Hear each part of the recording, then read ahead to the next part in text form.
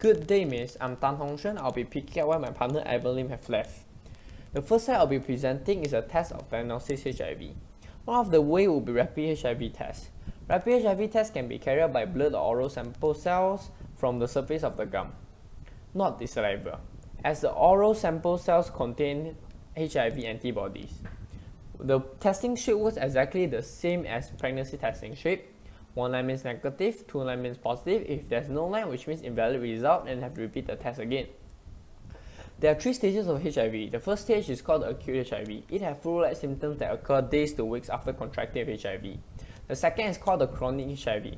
The symptoms can come and go and last several years. The last stage is called the AIDS. It is very fatal and it causes damage to the immune system.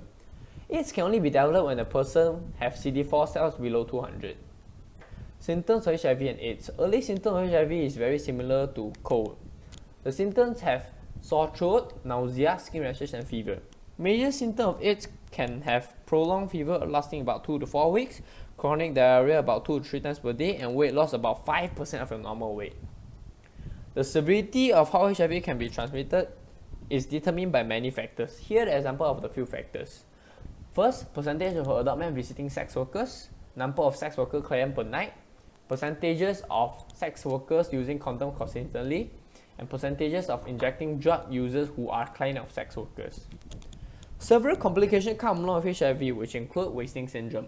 Untreated HIV or AIDS can cause significant weight loss, often accompanied by diarrhea, chronic weakness, and fever. Neurological symptoms have confusion, forgetfulness, depression, anxiety, and difficulty in walking. Geographical information of HIV epidemic across the world explained within this picture. 30% of the population in East and Southern Africa have AIDS in 2018. 1.8 million people newly infected in 2017 globally. However, the number decreased 10% every year since 2010. The treatment and prevention of AIDS. AIDS are incurable. However, there are treatments able to slow the spread of the virus and lower its amount in the blood. The more effective treatment is called the ART, known as antiretroviral therapy.